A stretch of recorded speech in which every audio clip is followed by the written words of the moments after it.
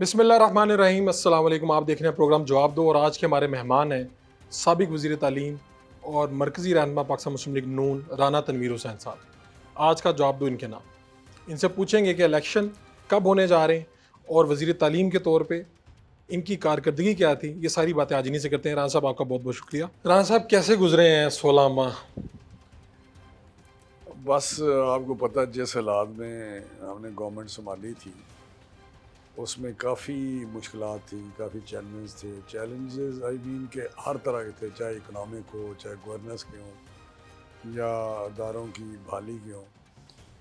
तो उसमें और अपने नुक्ता नज़र से देखूँ PMLN और प्राइम मिनिस्टर के शहबाज शरीफ साहब के, तो मैं समझता हूँ कि वो इत्तेहादी जमातों के भी साथ चलना, वो भी मेरा हाल एक बहुत बड़ा था, एक चैलेंज था।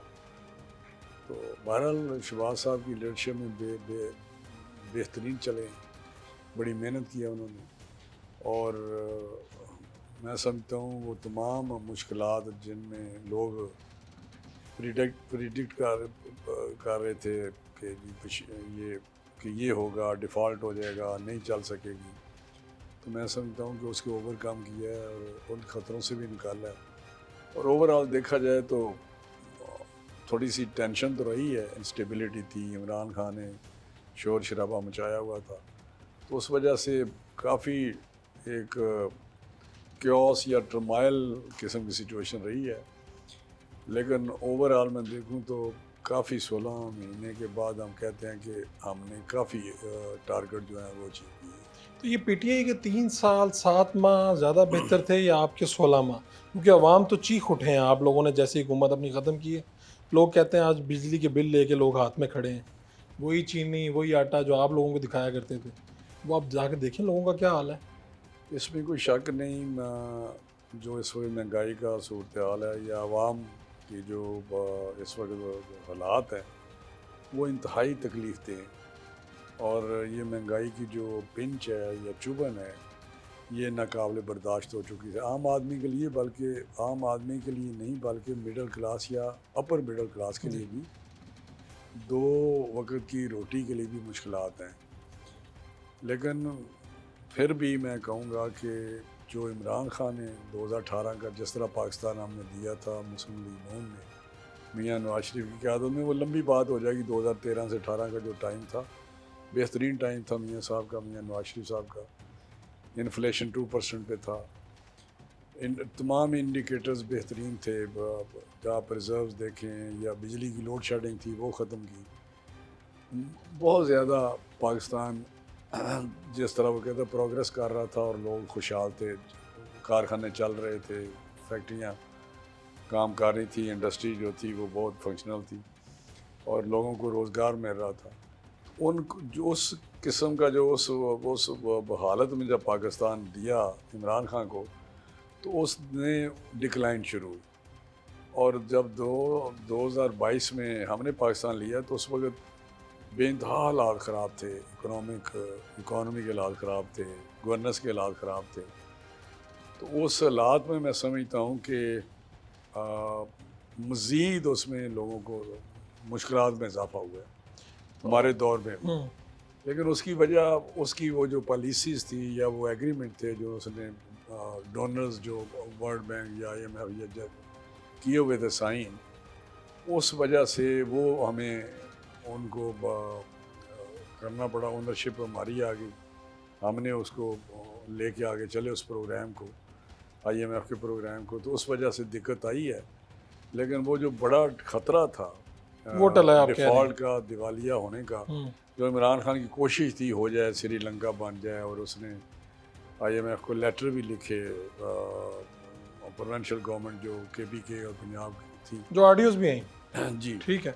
वो जब लेटर लिखे तो उस वक्त यही था कि इमरान खान का जो टारगेट है वो अचीव करना चाहता है, डिफ़ॉल्ट का, दिवालियापन का। लेकिन अल्हम्दुलिल्लाह आज पाकिस्तान में शहबाज साहब ने बड़ी मेहनत की है इसमें, आप इसमें कोई शक नहीं कि जितने भी उनकी अप्रिशिएट किया जाए उनकी एफ़र्ट्स को, वो मैं समझता हूँ उन्होंने उस ख़तरे से निकाला है हम लोग। तो आपको तकरीबन 40 साल हो चुके हैं कि आप असम्बली में आ रहे हैं। अब लोगों के पास भी अभी भी आप हल्के से होके आ रहे हैं। तो आप लोगों को लगता नहीं है कि ये हुकूमत लेना, जो नवाज शरीफ साहब कहते भी थे उस मीटिंग में, जो मीटिंग हुई थी जिसमें नवाज शरीफ साहब बेबस हो गए थे, आप भी उन हामियों में से थे जो कहते थे गवर्नमेंट लेनी चाहिए नून लीग को, आप लोगों की सियासत दफन हो गई? देखिए ये क्वेश्चन बड़ा अहम क्वेश्चन है, लेकिन मैं समझता हूँ कि इसमें जो आप बात कर रहे हैं हामी की, बिल्कुल मैं समझता था कि अगर हमने गवर्नमेंट ना ली तो जिस तरफ बात जा रही है, जो इमरान खान का जो मैं तो शुरू से कहता हूँ, 2018 में भी कहता था, मेरा रिकॉर्ड है। मेरा तो जलसे जो मैं करता था इलेक्शन में, मैं वो रिकॉर्ड पे मैं स्पीचेस करता था कि ये पाकिस्तान का खैर खा नहीं है, इसका एक एजेंडा है पाकिस्तान को कमज़ोर करने का, और पाकिस्तान को जो डैमेज जितना कर सकता है ये करेगा। और वही हुआ कि उसने आके जो इतना एक खुशहाल तरक्की करता हुआ पाकिस्तान, एक मजबूत पाकिस्तान 2018 को उसको दिया, जिसमें बिजली की जो प्रोडक्शन थी वो बहुत लोड शेडिंग ज़ीरो हो चुकी थी, इंडस्ट्री चल रही थी, और उसमें जितने भी आप फिर बात आ जाती है, रिजर्व थे, स्टॉक एक्सचेंज था, डेवलपमेंट थी, लोगों का रोज़गार था। जब इसको पाकिस्तान मिला तो वही हुआ। अगर पाकिस्तान उस वक्त हम गवर्नमेंट ना लेते तो आज लोगों को 2 वक्त की रोटी भी शायद मिलनी मुश्किल हो जाती। लेकिन वहाँ पे तो आर्गूमेंट को छोड़ दिए जा रहे थे, वहाँ पर तो कहा जा रहा था कि पार्टी ख़त्म हो जाएगी, यही सोच रहे थे कि अब सिर्फ चेयरमैन पीटीआई नहीं रहना है और बाकी सारी पार्टियाँ ख़त्म होनी हैं। देखिए वो भी लेकिन प्रायोरिटी जो हमारा था वो तो था कि पाकिस्तान को एक मुश्किल से निकाला जाए, चाहे इस पर पोलिटिकल कास्ट देनी पड़े। पॉलिटिकल कास्ट पे करेंगे, लेकिन पॉलिटिकल कास्ट, लोगों को शऊर है, लोग अवेयरनेस है कि भाई किस तरह के मामलात हैं, तो वो शायद हमारी इस कोशिश को अप्रिशिएट करें और डाइजेस्ट कर जाएं, वो महंगाई जो इस वक्त है। तो हुकूमत लेने के मुखालिफ कौन थे? लेकिन मैं जो बात आप कर रहे हैं कि जो पॉलिटिकल पार्टी की डैमेज वाली, वो भी एक लग रहा था एक उस इमरान खान का फाशिस्ट आदमी है, तो यही था कि वो उसका प्रोग्राम था कि मैं आर्मी चीफ अपना लाऊं। फैज़ हमीद का उसका प्रोग्राम था, जनरल फैज़ हमीद को लाने का, और वो एलिमिनेट कर रहा था पॉलिटिकली जो क़यादत है, जो हर पार्टी की नंबर 1 लीडरशिप थी, उसको एलिमिनेट कर रहा था पॉलिटिकली। ठीक है। अदालतें 100 बना रहा था कि 100 अदालतें नैब की होगी, डे टू डे हियरिंग होगी, और आने वाले 6 महीनों में उसका यही प्रोग्राम था कि वो नहीं कहते जी मिर्ज़ा गलियाँ हो जाए सुनिया में मिर्ज़ा यार फिरे, तो उसका ख्याल था कि मैं 10 से 20 साल तक रहूँ। यानी आप लोगों को घर भेज के आपको पीपल्स पार्टी को बिल्कुल ख़त्म करने का प्रोग्राम था उसका? यही हमारी असेसमेंट है, बल्कि इन्फॉर्मेशन भी है कि वही करने जा रहा था। जिसमें नई अदालतें बननी थी, जजेस आने थे, बननी थी, जज उसने मर्जी के लगाने थे, ये प्रोसेस शुरू था। ठीक है। ये प्रोसेस लॉ मिनिस्ट्री के पास शुरू था, और फिर ये था कि आर्मी का चीफ हो, मैं फैज़ हमीद को लगाऊँ, जनरल फैज़ हमीद को, और ये मिल मिला के एक ऐसा हम निज़ाम ले आएँ जिसमें आने वाले 10-20 साल हम यहाँ रहें, और ये पॉलिटिकल लीडरशिप जो है इसको एलिमिनेट किया जाए। ये एक भी उसकी तो ये एक बुनियादी वजह थी जिसकी वजह से आप लोग हुए कि यार अगर हुकूमत ना ली तो ये सिस्टम तो सारा उड़ने लगा। नहीं, वो ये बात तो बिल्कुल ज़ाहिर थी, यहाँ थी कि ये करने जा रहा है, लेकिन जो हुकूमत लेने की बड़ी वजह ये थी कि पाकिस्तान की जो उसने डिक्लाइन थी हर शोबे में, वो इस तरह थी कि शायद अगर वो और 6 महीने रहता तो पाकिस्तान ना संभाला जाता। तो मियाँ नवाज शरीफ साहब के पास क्या दलाइल थे, वो मुखालिफ क्यों थे इस बात के? नहीं, उनका जो देखे वो फ़िलासफ़ी जो है ना उनकी, वो मैं समझता हूँ बड़ी डेमोक्रेटिक है। उनकी स्ट्रगल है डेमोक्रेसी के लिए, supremacy of parliament, civilian supremacy, और उस सिलसिला में उनका ख्याल था कि हमने बड़ी बोर्ड को इज़्ज़त दो कि हम चले हुए हैं, कि प्योरली हमें एक ऐसा सिस्टम लाना है जो सही जमहूरी और पार्लिमानी निज़ाम हो, जिसके अंदर लोग जिसको मुंतखब करें वो आए। जिस तरह 2018 में आपका एक्सपीरियंस हुआ कि धांधली हुई थी, तो उनका ख्याल था कि हमने इतना सफ़र शुरू किया है, तो अब अगर हम गवर्नमेंट लेंगे तो हम पे इल्ज़ाम लगेगा कि शायद इस्टेब्लिशमेंट हमारे साथ हमें सपोर्ट किया है, लेकिन हालांकि इस्टेब्लिशमेंट की सपोर्ट नहीं थी, बिल्कुल जब अदम-ए-एतमाद हुआ है, लेकिन इतनी ज़रूर थी कि उन्होंने इमरान खान को जो सपोर्ट थी वो वापस खींच ली, जिस तरह वो बैसाखियाँ थी उन्होंने वापस ले ली। वो मेरा ख्याल उसके सपोर्ट हटने से वो जो इत्तेहादी थे, जो उससे तंग थे, उसकी जो इत्तेहादी पार्टीज़ थी, या उस वक़्त उसके MNAs थे जो उससे बड़े नाला थे, उसके एटीट्यूड से, उसके डेमोक्रेटिक वो था ही नहीं, और पार्लियामेंट को जो उसने अंडरमाइन किया हुआ था, बहुत सारी चीज़ें थी। इस्टेब्लिशमेंट ने आपको यकीन दहानी करवाई थी कि अब हम इसके पीछे नहीं आएंगे? नहीं, ये तो बिल्कुल सामने नज़र आ रहा था जब उसके इत्तेहादी छोड़ रहे थे, जब वो हमें कह रहे थे आप एतमाद करें, तो हम आपने आपके साथ आसार हैं। से अंदाजा लगाया कि इस्टेब्लिशमेंट नहीं नहीं, है हमें कुछ? उसके MNAs भी हमें कहते थे, 30-35 MNAs हर वक्त हमें कहते थे जी आप कुछ करें, हम आपके साथ हैं। जो 35 तो नहीं रहे, लेकिन 20 हमारे साथ रह गए। जो उन्होंने उसके खिलाफ मतलब अदम एतमाद में उसके साथ नहीं खड़े हुए, उसको इमरान खान को। यानी बाकायदा कोई यकीन दहानी नहीं, लेकिन आपके अंदाजे थे कि अब इस्टेब्लिशमेंट पीछे हट गई ये है। अंदाजे नहीं होते, पता ही होता है क्या हो रहा है। अंदर देखें कुछ ना, चल रहा होता है ना, ऐसा पक चल रहा रहा होता होता है। जब उसकी वो हेड आउट चला गया, जब उसने सिपा सलार को ये कहा कि ये साहब मीर जाफर और मीर सादक है, जब उसने डर्टी हैरी के लफ्ज़ इस्तेमाल किए, तो इससे व्हाट एल्स, क्या बंदा कहे कि आप अभी उसके साथ हैं? ये तो हो ही नहीं ना सकता। तो अब आपको क्या लगता है कि उस मीटिंग में जो शहबाज साहब के साथ लोग खड़े थे वो दुरुस्त थे या नवाज साहब वाले? नहीं, देखिए दोनों साइड पे बड़े स्ट्रॉन्ग चीज़ें हैं कि अगर हम पॉलिटिकल कास्ट को देखें, जो आप बात कर रहे हैं, मियां नवाज शरीफ साहब का जो स्टांस था, उससे हमारा जो ग्राफ था या पॉपुलैरिटी बहुत ज़्यादा थी। वो जो वोट बैंक की बात कर, आप जहाँ जाते थे आपके वोटर होते थे, आपके सपोर्टर होते थे? नहीं, लेकिन जो इस वक्त हालात हैं, हाँ जी। वो जो हमारे इस 16 महीने की जो हम रिलीफ नहीं दे सके, या लोगों की जो तवक्कुआत थी कि महंगाई कम होगी, हमारी मुश्किलें आसान होगी, उसके ना होने से शायद ये आज कहा जाता है कि जी अगर गवर्नमेंट ना लेते तो शायद बेहतर था। पॉलिटिकली, ठीक। लेकिन नेशनल इंटरेस्ट में यही था कि जो काम किया हमने, आज भी मैं कहता हूँ बिल्कुल ठीक था ये फैसला।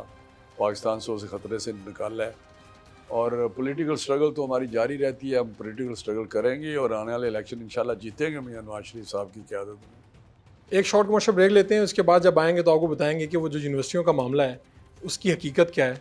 इन्हीं से जानते हैं। एक शॉर्ट कमर्शियल ब्रेक।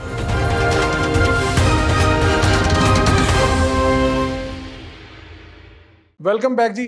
गुफ्तगू का सिलसिला जारी है। आप लोगों के पास जाते हैं, महंगाई का भी आप उन्हें कोई दिलासा दे लेंगे, बहुत सी बातों के जवाब आपके पास हैं, पुराने सियासतदान हैं।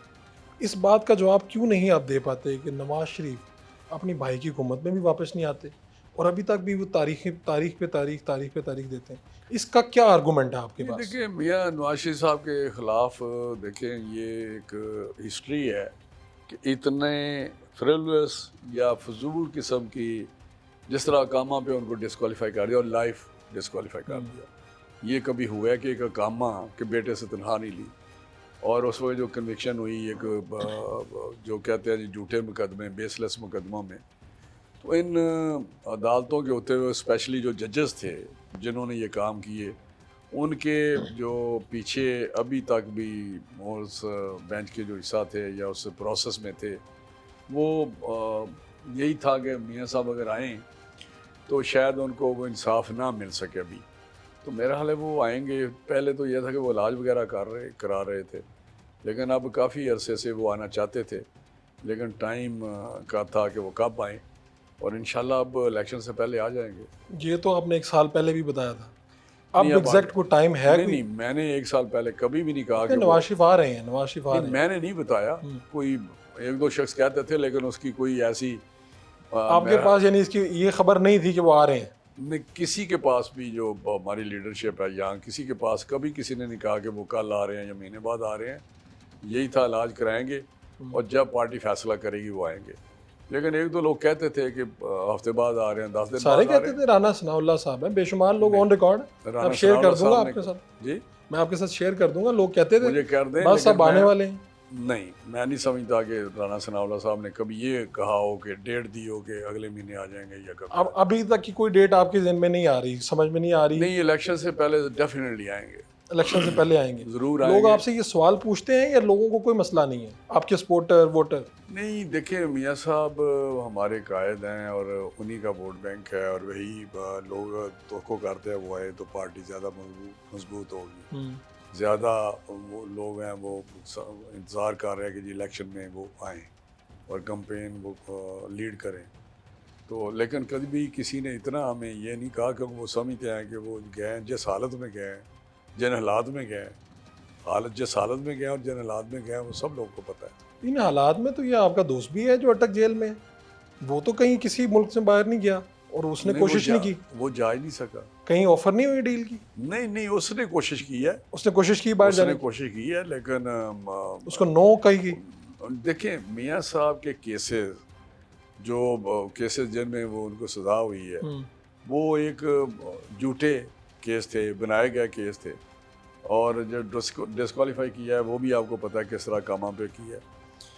लेकिन जो अटक जेल में है इमरान खान, उसके तो इतने ज़्यादा मेरा ख्याल है केसेस हैं या जुर्म हैं कि यकीन करें, मुझे ज़ाती तौर पे पता है बहुत सारी चीज़ों का, कुछ ऐसे जुर्म भी हैं जिनकी एविडेंस इतनी स्ट्रॉन्ग नहीं होती, नहीं बन रहे, लेकिन लोग बताते हैं आपको। लोग नहीं, मुझे ज़ाती तौर पे पता है, मैं पीएससी का चेयरमैन था, ठीक है, मुझे पता है कि इन्होंने मेडिसिन में क्या किया, इन्होंने वीट में क्या किया, इन्होंने शुगर में क्या किया, इन्होंने एलएनजी में क्या नीचे किया। वजीरों ने किया होगा, इन्होंने थोड़ी नहीं, किया। वजीरों ने नहीं किया होता। कभी ये हो सकता है कि आप ये कहें कि मेरी मिनिस्ट्री में कुछ हो रहा है और मुझे नहीं, क्या आप चेयरमैन पीटीआई खुद पैसे पकड़ते थे? होता क्या था? अच्छा मुझे बताएं, इमरान खान का सोर्स ऑफ इनकम, मैं आप पे सवाल कर रहा हूं, मुझे बता दें कि उसकी बैकग्राउंड का आपको भी पता है, क्योंकि आप चैनल में मीडिया के आदमी हैं, उसका कोई सोर्स ऑफ इनकम बताएं जो 300 कनाल के घर में जिसको मैनेज कर रहा हो, जो ये घर ज़मान पार्क में है, उसको जिस तरह इन्होंने अपग्रेड किया या रेनोवेट किया है, और जितने पैसे लगे हैं, और वो कहते हैं पाकिस्तान का नंबर 1 आजकल कर रहा है, वो ज़रा आप किसी वक्त उधर जाके देखें ना, इंटरव्यू करें। आपको लगता है ये सारे करप्शन के पैसे हैं? और उसके मतलब किसी के पीछे उसकी कोई जो सोर्स ऑफ इनकम था क्या? उसकी कोई फैक्ट्रियाँ चल रही थी क्या? उसकी कोई ज़मीनें थी? कोई कंसल्टेंसी चल रही थी? कोई जैसे $1 मिलियन वो कमा रहा था? मुझे बताएं तो सही ना, किस तरह ये सारे जो एक्सपेंडिचर हैं किस तरह हो रहे थे? ये एक छोटे छोटे घर हैं, आपका भी घर है, आपको पता है किस तरह चलते हैं। ये इस तरह ना करें कि आप क्या मैंने कोई वहाँ पे उसको पैसे लेते हुए देखा है? ये जो अल कादर ट्रस्ट वाला है 190 मिलियन पाउंड वाला, वो तो उससे भी ज़्यादा एविडेंस किसी को चाहिए। इस तरह के इल्ज़ामात तो आपकी क़यादत पे भी लगते हैं। इल्ज़ामात नहीं, आपको तो बल्कि अदालत से कहा गया ना, वो पैसे आए, इसने एक बंद लिफाफे में वो लहराया कैबिनेट के आगे कि ये बंद लिफाफा है, बस ठीक है, आप नहीं ये पास है, हमने वो खुलाया है कैबिनेट में, क्या निकला? और हमने उसमें 190 मिलियन पाउंड जो थे वो वापस उसी शख्स को दे दिया गया जैसे आए थे। उसके बदले में उसने ये अरबों की ज़मीनियात कादर ट्रस्ट की, और उसके मियाँ बीवी वारस बन गए उस ट्रस्ट के। और ये तो मेरा हाल है, ये बहुत बड़ा केस है। इसी में आपको लगता है कि अगर इमरान खान को कहीं पे, इसी में नहीं, बेशुमार केस हैं। ये तोशा खाना वाला केस, और क्या केस है? अभी ब्राज़ीलियन प्रेसिडेंट का पढ़ा है आपने? बताएं किस तरह क्या कहना चाहते? वो उसने एक घड़ी सऊदी अरब की बेची, और वही लंबी स्टोरी सेम, और उसको पकड़ के अंदर दिया हुआ है। क्या मुस्तकबिल नजर आ रहा है आपको इनका? किसका? चेयरमैन पीटीआई का? इमरान खान मैं समझता हूँ जो उसने काम किया है, जो फिर 9 मई वाला वाक़या है, या इसकी जो गवर्नेंस थी, करप्शन थी, या उसके जो ताने बाने उस कुछ ऐसी कुव्वतों के साथ भी थे जो पाकिस्तान के कभी भी खैर खा नहीं रहे। जिस तरह CPAC इसने स्लो किया या बंद किया, 2 समूह को दूर किया, तो मैं समझता हूँ पाकिस्तान इमरान खान हिस्ट्री पॉलिटिकली बिल्कुल कभी भी वो नहीं आ सके, कोई वापसी नहीं। नो। तो ये इस इलेक्शन में रौनक कहाँ से आएगी? ये किसके साथ आप लड़ेंगे, किसके साथ मुकाबला करेंगे? हमेशा एक अगर पार्टी होती है तो दूसरे ऑटोमेटिकली पार्टियां बनती हैं और अपोजिशन में बनती हैं। ये तो एक नेचुरल प्रोसेस है डेमोक्रेटिक और पॉलिटिकल प्रोसेस का। कि मेरा नहीं ख्याल कि आप उन लोगों में से हैं जो ये चाहते हैं कि पीटीआई गेम से ही बाहर हो जाए। नहीं, पीटीआई जमात को तो हम नहीं कहते, लेकिन उसका चेयरमैन यकीनी तौर पे पीटीआई रहे। पीटीआई को कोई बैन कर रहा है? बताएं ना, क्या पीटीआई को आपने कई दफ़ा सुना है कि तमाम पॉलिटिकल पार्टीज ने कहा है कि हम इस फेवर में नहीं है कि इस पार्टी को बैन किया जाए। अगर एक शख्स का कसूर है तो वो सज़ा काटे। तो कौन इस कैलिबर का है जो संभाल सकता है इस पार्टी को?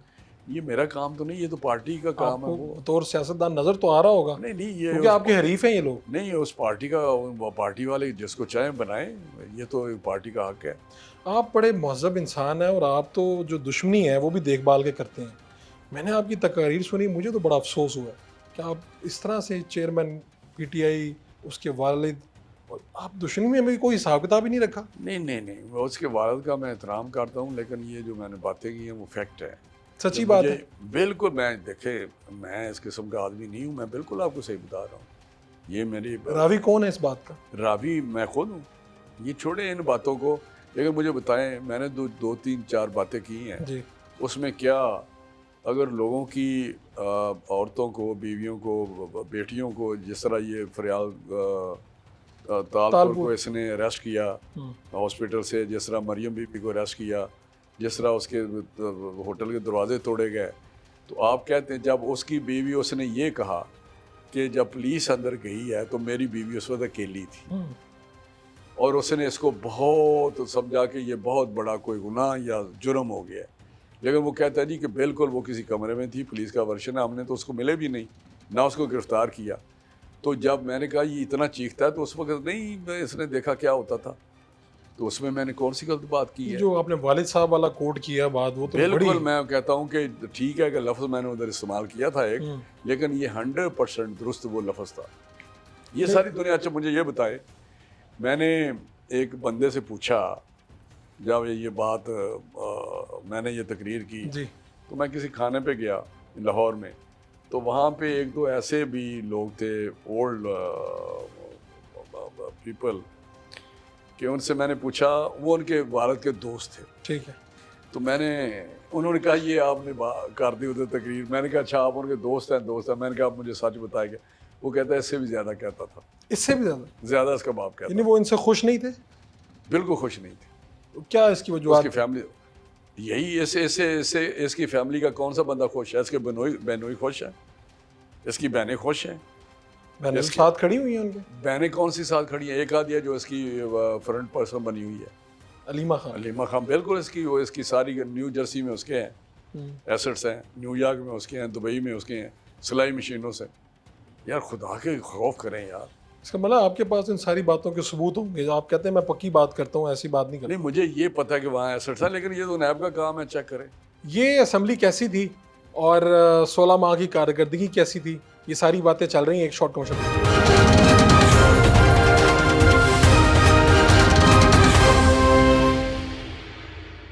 Welcome back. बड़ा दिलचस्प इंटरव्यू चल रहा है जी, मज़ीद बात करते हैं। आप क्या समझते हैं कि ये जो 5 साल थे इस असेंबली के, ये अच्छे थे, बुरे थे, ठीक थे?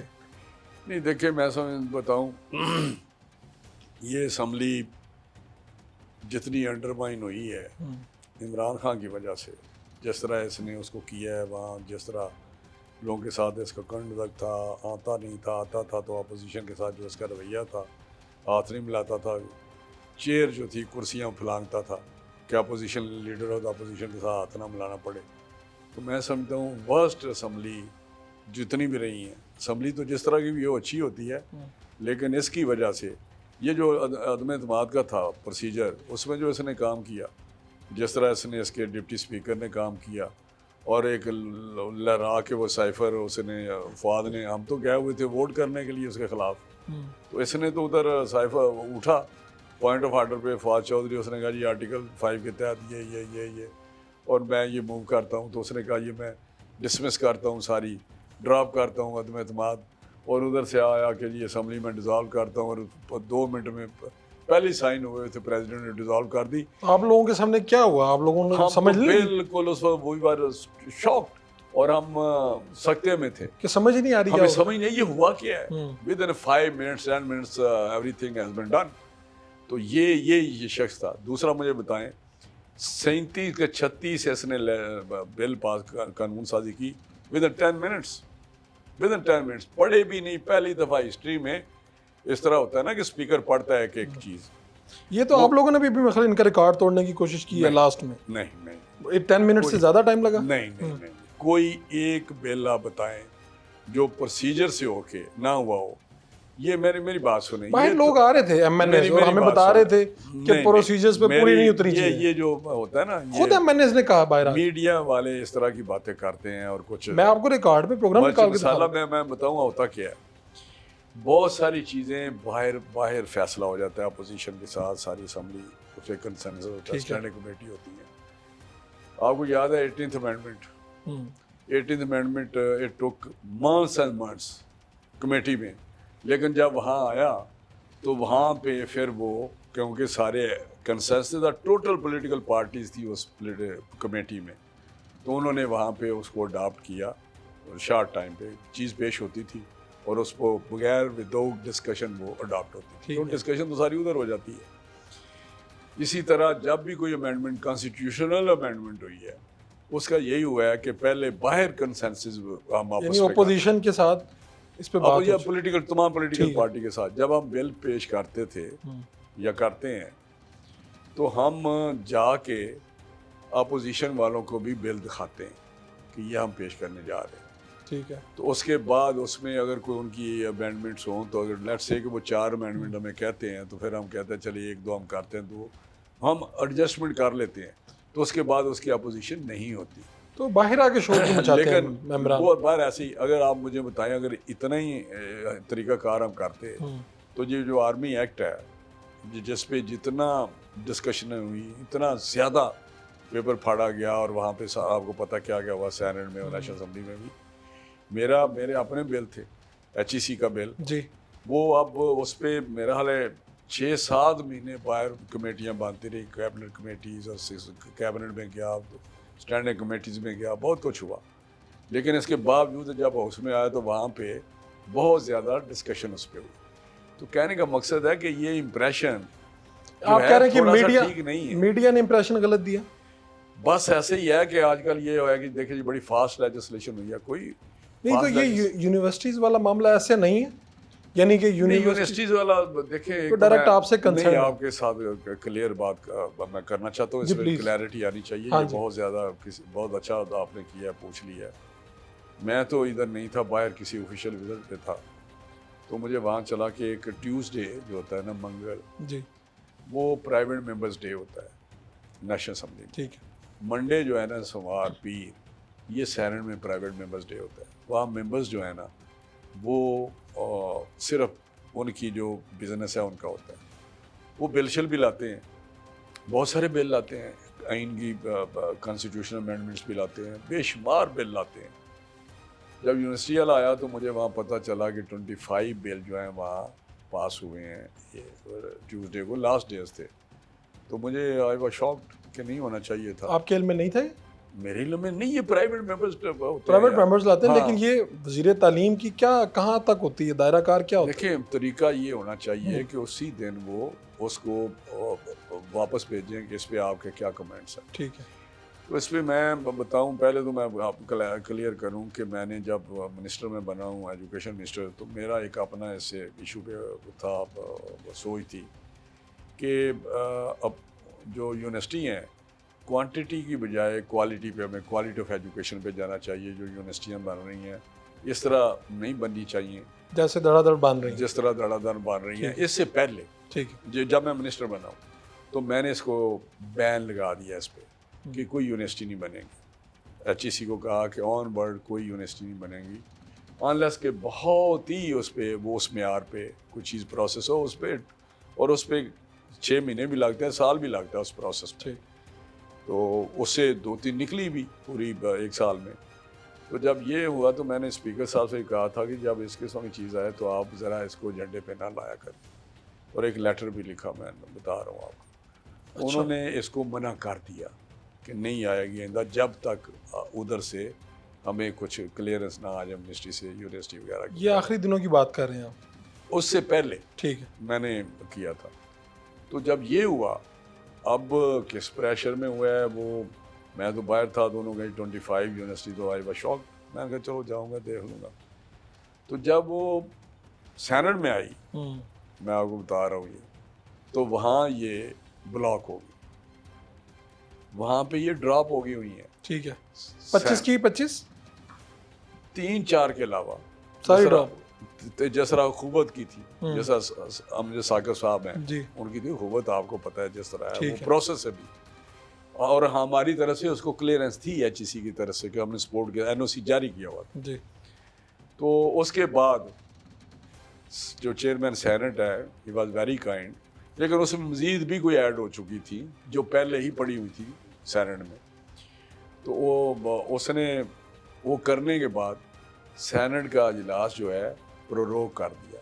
प्रोरोग से मुराद है कि गैर मुइन्ना मुद्दत के लिए मुलतवी कर दिया, और वो सारी की सारी जो लेजिस्लेशन है वो ख़त्म हो गई। मैं आपको बता रहा हूँ अब क्या स्टेटस है? यानी अब कोई नहीं है, बिल्कुल ही नहीं। यानी वो जो 25 का शोर सुन रहे हैं 25 प्लस कुछ थी वो बिल्कुल ख़त्म हो गई। वो यूनिवर्सिटियां नहीं बनेंगी? नहीं ना, लेजिस्लेशन वो ख़त्म हो गई लेजिस्लेशन। अच्छा, तो ये तो दाग आपके ऊपर लगाया जा रहा था कि आप भी करवा गए हैं जाते हुए ये वो, हालांकि आप तो लाइल थे इससे सारी बातों से। कौन था इसके पीछे सर? देखिए मेरी बात सुने, ये कौन करवा, मेरा तो मतलब कोई नहीं कहता। वो तो आप पढ़ें सोशल मीडिया और टीवी शी, वो सारे कहते हैं मिनिस्टर अपोज्ड लाइक एनीथिंग। मैंने तो वहाँ एक घंटा तकरीर की है। कौन आपकी पार्टी से लोग थे या इधर उधर से लोग थे, क्या था? नहीं, पीछे कौन था? सारे लोग मुख्तलिफ लोग थे, मुख्तलिफ लोग। आपको पता है इस्लामाबाद में उन दिनों बातें होती थी, मेरा भी उधर जाना हुआ, तो लोग कहते थे कि आप लाएं यूनिवर्सिटी, करवा देते हैं आपका काम। ऑनेस्टली मेरे इल्म में नहीं, लेकिन मूवर एमएनए होते हैं या सेनेटर्स होते हैं। तो क्या इनको किस तरह से वर्गलाया जाता है, कैसे मुतमिन किया जाता है? कोई देखे ना, आनी तो किसी मेंबर के ज़रिए, टेबल तो उसी के ज़रिए होना है, और किसी ने हो सकता है अप्रोच, अगर मुझे अब मैंने आप अप्रोच करें, मेरे आप दोस्त हैं या मिलने वाले हैं, तो मुझे कह दें मेरा ये मूव कर दे, तो मूव कर देते हैं लोग। इसमें कौन सी बात है? किसी ने देखे ना, मैंने पीर साबर शाह का नाम ले रहा हूँ नाम, उन्होंने कोई मूव की थी जी, तो मैंने 1 घंटा तकरीर की। मैंने कहा पीर साहब हमारे पार्टी के बड़े सीनियर आदमी हैं, तो मैं बता रहा हूँ यही सेनेटर्स, मैंने 1 घंटा वहाँ तकरीर की कि ये काम ना करें। तो उस वक्त ये सारा उसका कहता था HEC कौन होता है, HEC। मैंने कहा जी आपने एक अदारा बनाया है, नहीं हम बड़े हैं। ये सारा इंक्लूडिंग PTI पीपल सारे के सारे मेरे खिलाफ थे। तो आपने तो फिर दोस्तियों की बजाय दुश्मनियां ज़्यादा बनाई। मेरा ख्याल है मेरे सारे मुखालफ हो गए थे पार्टी के अंदर से भी। नहीं, लेकिन पीर साहब को मैंने जब ये तकरीर की, उन्हें वापस ले ली। मैं उसकी बिल्कुल उसको सलाम पेश करता हूँ। उन्होंने कहा ठीक है मैं वापस लेता हूँ। ये चॉइस किसकी थी? आप खुद चॉइस थी आपकी वज़ीर तालीम बनना, या शहबाज साहब ने आपकी इल्म दोस्ती की वजह से बनाया? नहीं, वज़ीर तालीम ना दोस्ती की वजह से बनाया, ना मेरी चॉइस थी। एक्चुअली ये इत्तेहादी जमातों का सिलसिला था, कुछ मिनिस्ट्री डिस्ट्रीब्यूट हुई, कुछ पीपल्स पार्टी को चली गई, जो UI को चली गई, सारे जो पीछे रही। तो उसमें जो हमारे पास बची, क्योंकि हम प्राइम मिनिस्टर थे, ठीक है, तो हमने लास्ट पे हमें जो मिनिस्ट्रियाँ रह गई, उसमें मेरा ख्याल यही था कि इसमें मैं कुछ काम कर सकता था। जब आपको बताया गया तो आपने कहा चले मैं इसमें कुछ करने का मार्जिन है, कर सकता हूँ। बाकी तो मेरे ख्याल में शायद मैं ना उस तरह कर सकता जिस तरह इधर मैंने काम किया है। ये आप मुतमईन है अपने ये 16 माह में जो आपने काम किया वज़ीर तालीम कह सकते, लेकिन मैंने वो काम किया है जो 40 साल में नहीं हुआ। मैंने लेजिस्लेशन रिकॉर्ड की है इसमें 2002 से एक, वहाँ पे एक सेंटेंस भी नहीं इधर उधर हुआ कानून साजी में। वहाँ पे बड़ी गुंजाइश होती है, मैंने बेहतर करने की कोशिश की जो एजुकेशन के लिए बेहतर हो। मैंने बहुत सारे इनिशिएटिव लिए, जो रिकॉर्ड हैं 6-7 ऐसे इनिशिएटिव थे। मेरी प्रायोरिटी ये थी कि क्वालिटी ऑफ एजुकेशन पे जाएं। मैंने स्किल पे या ये हुनर का जो है उस पर फोकस किया बेइंतहा, कि यही हमारे नौजवानों का फ्यूचर है। तो टीचर्स ट्रेनिंग पे किया, ट्रेनिंग बहुत ज़रूरी है। मैंने आउट ऑफ स्कूल चिल्ड्रन पे किया इस्लामाबाद में। वो सुबह में मेरा तो अमल दखल नहीं, इस वक्त पाकिस्तान में 2.5 करोड़ बच्चा स्कूलों से बाहर है। ये दुनिया में नंबर 1 फिगर है।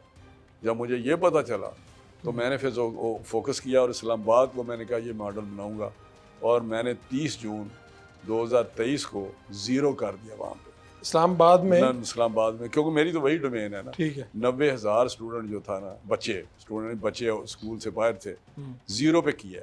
और ये भी किया कि ये सिस्टम मेरा सस्टेन करे, ये ना हो कि फिर ये नए पॉपुलेशन बच्चे पैदा हों या माइग्रेशन हो। तो इसको आपने ऐसा मॉडल बनाना है कि कोई बच्चा बाहर स्कूल से ना रहे। तो ये मॉडल मैंने सूबों को भी दिया। एक कैरिकुलम जो सिलेबस था इमरान खान के टाइम पे, उसके अपनी गवर्नमेंट्स जो सूबाई थी, पंजाब की थी, उन्होंने उसको अडॉप्ट नहीं कर रही थी। अब एक ही करिकुलम है पूरे पाकिस्तान में? सिंध भी कोई साइन नहीं कर रहा था। मैंने आगे 3 महीनों में सिलेबस को ठीक किया। उसने सिंगल उसके कैरिकुलम के नाम पे था उसका, मैंने उसका नाम आगे चेंज किया, नेशनल कैरिकुलम रखा मैंने। और उसको मैंने मिनिमम स्टैंडर्ड पे ले आया कि मिनिमम स्टैंडर्ड होंगे सब के लिए सारे पाकिस्तान में। उसके ऊपर जो भी ज़्यादा हायर साइड पे जाना चाहता है, जो जिस तरह कई बड़ी क्वालिटी होती है, जैसे लम्स है या दूसरे हैं, तो वो आज़ाद हैं, लेकिन मिनिमम ये आपको पढ़ाना पड़ेगा थ्रू आउट पाकिस्तान। ये खामियां क्या हैं इस मेरी सिस्टम में? मेरी मेरी मेरी बात सुन लें, फिर उस पर सारे सूबों ने साइन किए। जी।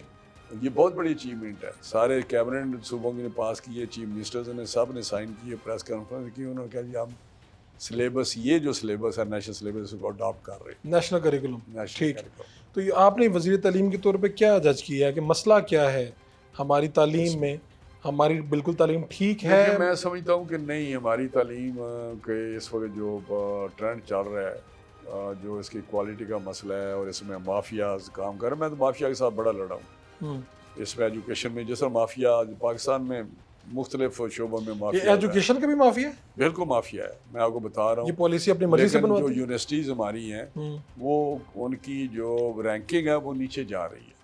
पहले मैं समझता हूँ कि इनको ऊपर जाना चाहिए और ग्लोबली इंटरनेशनली हमें किसी न किसी जगह पे हमें प्लेस करना चाहिए, जो अनफॉर्चुनेटली उस तरह नहीं है जिस तरह होना फीसें तो चाहिए। बहुत लेते हैं, फिर ये रैंकिंग क्यों नीचे जा रही है? मतलब क्या इसमें वजूहत क्या है? फीसें लेना और मसला है या चंद है जिस तरह लम्स है, या लेकिन मुझे बताएं कि पब्लिक सेक्टर में जो यूनिवर्सिटीज़ हैं वो सारी की सारी गवर्नमेंट से फंडिंग लेती है। उनका कहते हैं जी हमारे पास पैसा नहीं है, फिर तनख्वाहों के लिए नहीं है, पेंशन के लिए नहीं है। लेकिन प्राइवेट सेक्टर में वो दे आर अर्निंग मनी, एक यूनिवर्सिटी से दूसरी, दूसरा से चैनल बना लिया, फिर कोई और कर लिया काम, कोई फैक्ट्रियाँ लगा ली, ये यूनिवर्सिटी से?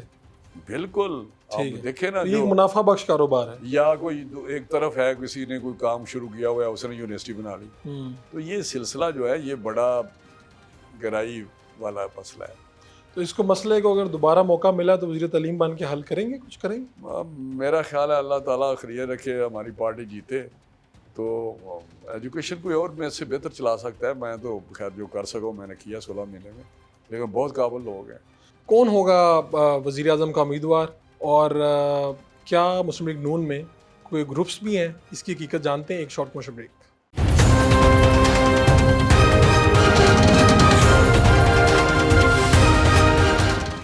वेलकम बैक जी। गुफ्तगू का सिलसिला जारी है। आप तो हमारी तरह ही देसी आदमी हैं, और इसी तरह ही आप वो कॉन्वोकेशन में गए और मुंह से कुछ निकल गया आपके।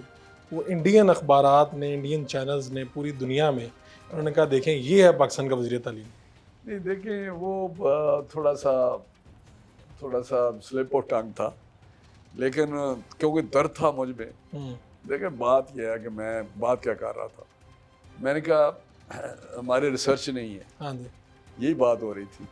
यहाँ पे बहुत सारी मैंने खराबियों का जिक्र किया, और मैंने कहा ये जो लोग हैं हमारे, बाकी रिसर्च लंबी बात हो जाएगी इंटरव्यू में, तो मैं जो चीज़ें देखी हैं वो उस पर मुझे बताया हम रिसर्च में कहाँ खड़े हैं। बेसिकली आपका दिल का वो दर्द था तो ऐसे मेरे हो गया, तो उससे मैंने सॉरी कह दिया। वो उसमें कोई हो जाता है। मुझे बताएं, चर्चिल बेशुमार वाक़यात देखें, उनके मुंह से गाली निकली है, भुट्टो साहब के मुंह से गाली निकली है, इससे सीरीज ऑफ लीडर्स, वो मैं उस लेवल का तो नहीं हूँ, लेकिन मुझसे स्लिप ऑफ टंग भी मैंने सॉरी कर ली। लेकिन इसको आजकल सोशल मीडिया है, वो PTI वाले और लाला और यार सारा, ये मुझे बताएं, सारा दिन तो इमरान खान गालियाँ निकालता है, सारा दिन वो दूसरे वो पब्लिकली नहीं निकालता ना। पब्लिकली क्यों नहीं निकालता, लेकिन छोड़े उसको, मेरा आना नहीं, वो गलत बात थी। हाँ, और उस पर आपको लगा कि यार ये मैं देखिए, मैं बड़ा, मेरा अपना कॉलेज है, गवर्नमेंट कॉलेज, मैं ज़रा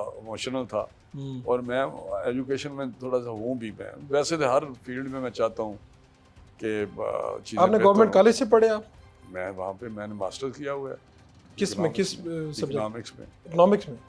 आपको तो 6 साल में रहा हुआ। 6 साल गवर्नमेंट कॉलेज में नहीं रहा हूँ, हॉस्टल में। हाँ। तो बस इसके बाद फ़ौरन सियासत में आ गए? नहीं, फिर मैंने लॉ किया। वो कहाँ से किया? पंजाब, उस वक्त एक ही लॉ कॉलेज था, एक ही पंजाब यूनिवर्सिटी। ये 2 साल वाला लॉ था?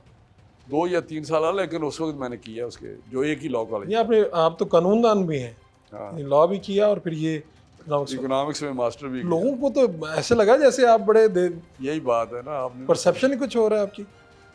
क्या ये कहते हैं आपके दोस्त शाहिद खाकान अब्बासी बदतरीन असेंबली, आप आर्गूमेंट से इत्तेफाक करते हैं? नहीं, मैं समझता हूँ इस किस्म की बात नहीं करनी चाहिए। असम्बली एक अगस्त हाउस है, 22 करोड़ आवाम का नुमाइंदा है, और जहाँ उसने कुछ अंडरमाइन हुई हमारी ये असम्बली इमरान खान की वजह से, लेकिन वहाँ पे उसी असम्बली का हिस्सा शायद सब बैठे रहे हैं। तो अगर खुद भी वो उस असम्बली में पहुंचे हैं, वो पहुँचे हैं लास्ट मोमेंट तक, और आखिरी तकरीर उन्होंने ये कर दी, मुनासिब नहीं था। यानी अगर आपको मौका मिलता तो आप इसकी दुरुस्तगी करवाते इस तकरीर की। नहीं, मैं समझता हूँ वो एक हमारा सीनियर आदमी है, दोस्त है, प्राइम मिनिस्टर है। लेकिन वो निकल जाते हैं, कभी कभी क्रॉस कर जाते हैं बाउंड्री। अच्छा आदमी है, अच्छा आदमी है। अच्छा आदमी। और आपको लगता है कि वो पार्टी में क्या होता है इनका आजकल? मेरा ख्याल है उन्हें रिजाइन कर दिया हुआ है। वो अब वो कोई होता नहीं है। सीनियर वाइस प्रेसिडेंट थे, हम्म। लेकिन उन्होंने रिजाइन कर दिया हुआ है। तो ये दोबारा तो नहीं कोई चौधरी निसार तो नहीं बन रहा आपकी पार्टी में? मेरा नहीं ख्याल, मैं तो उसके बयान ही देखता हूँ, वो कहता मैं पार्टी में हूँ और मियां नवाज शरीफ साहब मेरे लीडर हैं, दैट्स ऑल। मुलाकात नहीं होती? मुलाकात बड़ी होती है, मेरा बड़ा दोस्त है। कभी दिल किया नहीं कि पूछ लूं यार क्या मसला है? टीवी पे बयान सुनता हूँ आपका, आमने सामने, यार नहीं, की मैं मसला है पूछता पार्टी रहता च की मसला है तेन? नहीं, वो हमारी अपनी बातें पूछते ही होंगे हम। आपकी 74 ईयर्स में ख्याल आपकी एज हो गई है, हाँ, 73 तो सोचा है कि सियासत से रिटायरमेंट भी लूंगा कभी? दिल बड़ा करता है। रिटायरमेंट लेने का? हाँ, अच्छा। क्यों, मेरी बड़ी इन्हें क्या लंबी 40 ईयर्स। अब लोग तो आते हैं और जाते हैं, तो मैं तो नहीं, क्या मतलब जिंदगी अब एंजॉय मैं- करना चाहते हैं या मेरी- थक गए हैं क्या? मेरे समझे life is much more than this. कुछ और काम बेहतर बंदा कर सकता है।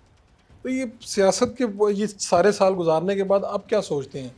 ठीक था फैसला सियासत करना? देखिए, काफी बदनामी भी बड़ी होती है इसमें। बदनामी भी होती है, लेकिन खिदमत भी की है, बेइंतहा खिदमत की है अपने हल्के की। अब लोग बाकी मानते हैं, जो कर तस्लीम सकते करते हैं, कहते हैं ये थैंकलेस जॉब है सियासत। नहीं, लोग इकोनॉलेज करते हैं, जो सही काम होता है, जो सही लोग काम करते हैं, उनका हल्का इकोनॉलेज करता है। तो ये राना अफजाल साहब आपके भाई हैं, ये हल्का हार गए थे?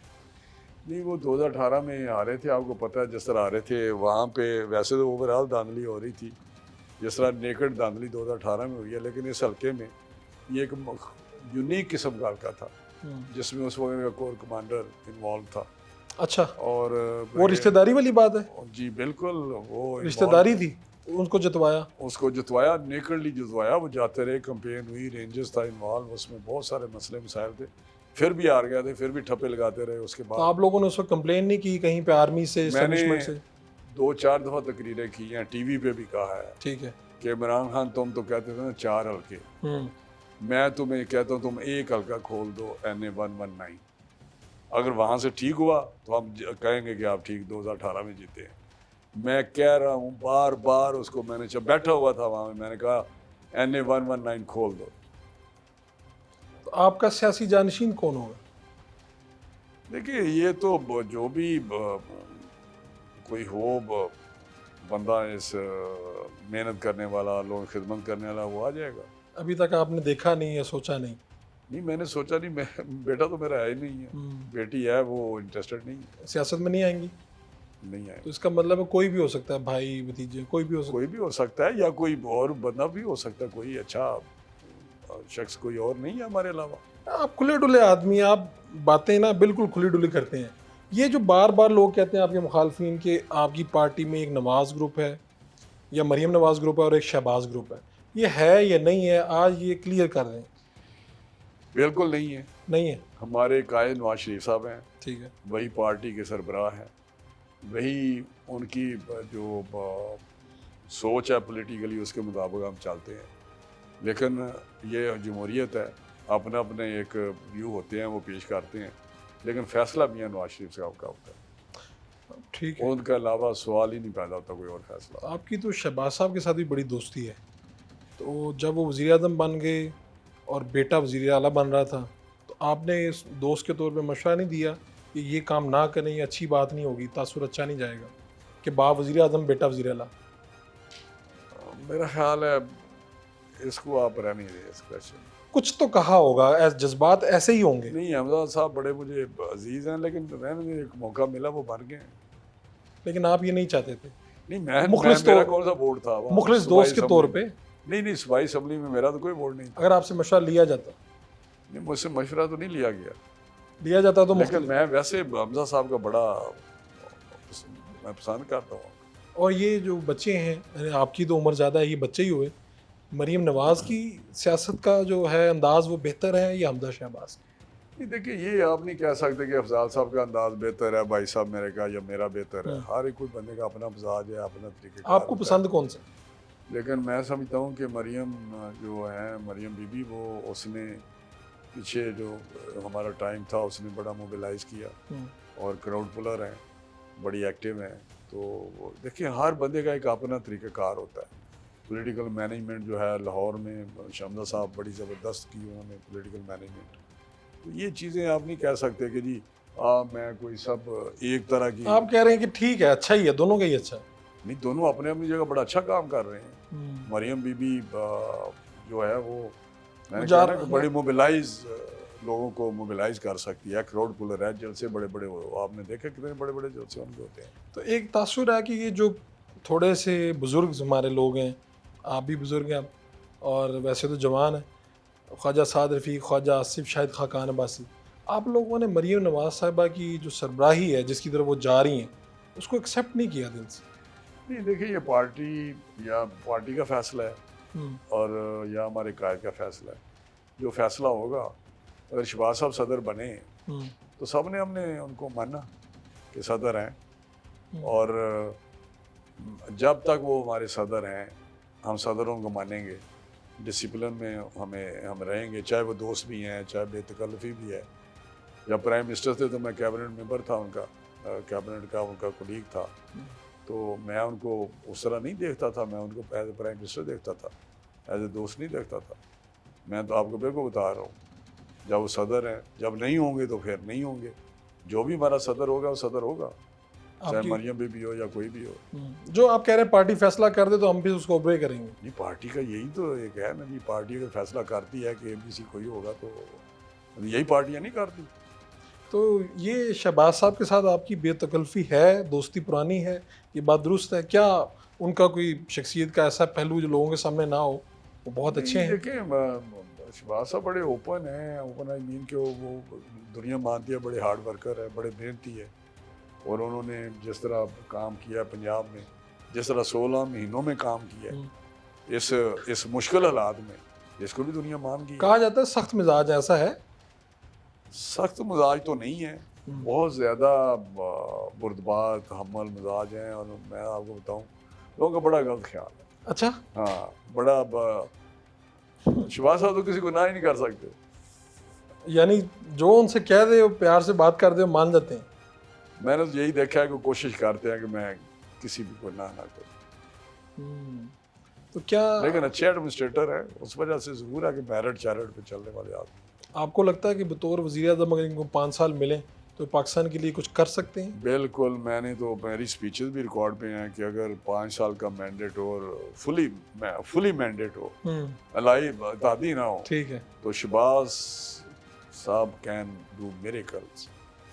तो अभी आप लोगों को थोड़े से हाथ बंधे भी हुए थे इत्तेहादियों की वजह से, बहुत सी बातें माननी पड़ती थी। हाथ नहीं बंधे होते, लेकिन डिसीजन जो लेना होता है उसके लिए बहुत सारे स्टेक होल्डर होते हैं, इत्तेहादी होते हैं, पार्ट गवर्नमेंट का हिस्सा होते हैं, तो उनको साथ जो फैसले करते हैं फिर मिल के करते हैं।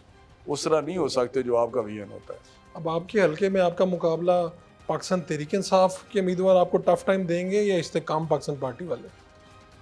क्या लगता है, यानी आप हल्के तक तो आप बता ही सकते हैं। अभी तो मुझे नहीं पता कि कौन सा उम्मीदवार होगा, किस पार्टी से होगा, अभी पता ही नहीं चला कौन होना है। मेरे हल्के में तो मुझे नहीं समझ आ रही। ये पार्टी का फैसला है, पार्टी फैसला करे ना, पीटीआई किसको ला रहे हैं, फिर बंदा जज कर सकता है। आपको क्या लगता है दोनों में से किसकी मकबूलियत ज़्यादा है जो आपको टफ टाइम दे सकती है पार्टी?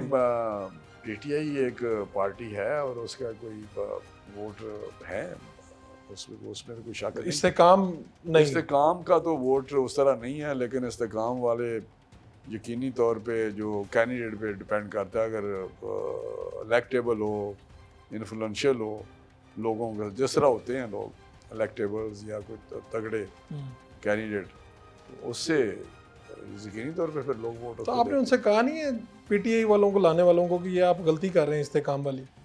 नहीं, हमने क्या कहना था, हमें तो वो मार रहे थे, कुट रहे थे बड़ा ज़बरदस्त जब वो ला रहे थे। आपको पता है ना, जिस तरह 2014 का धरना हुआ, जिस तरह ये लंबी कहानी है, जिस तरह डिस्क्वालीफाई किया मियां नवाज शरीफ को, जिस तरह जेलों में हमें सबको डाला गया, तो ये सारी चीज़ें आपके सामने हैं। हमने क्या कहना था, लेकिन बाद में उनको पता चला कि ये हमारा तजर्बा नाकाम हुआ है। बिल्कुल, और ये बहुत बड़ी गलती हुई है बहुत हमारे बड़ी गलती हुई। से। तो ये इस्तेकाम वाला तजर्बा भी नाकाम होगा।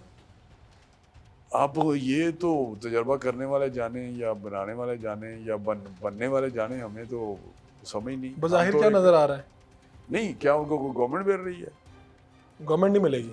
अभी इलेक्शन आएंगे, इलेक्शन में जो जीतेगा वो गवर्नमेंट बनाएगा। और इलेक्शन फरवरी में हो जाएंगे आपको लगता है? बिल्कुल, फरवरी में क्यों नहीं होंगे? फरवरी में हो जाएंगे। यही शेड्यूल आ रहा है ना, अभी शेड्यूल अनाउंस नहीं हुआ, लेकिन 14 दिसंबर तक हल्का बंदी होनी है। उसके बाद उन्होंने शेड्यूल देने हैं, तो मेरा मिड फरवरी बनता है।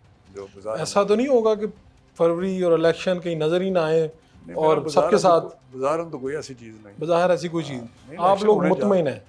नहीं, इंशाल्लाह इलेक्शन आएंगे, इलेक्शन तो होने ही हैं। आपने अपने हल्के के लिए क्या ऐसा काम किया जो आप समझते हैं कि कोई और नहीं कर सका? मैंने कौन सा ऐसा काम है जो अपने हल्के लिए नहीं किया? मेरे वोटरों से आगे पूछें। आपको लगता है कि ये दोबारा आपको ही मुंतखब करवाएंगे?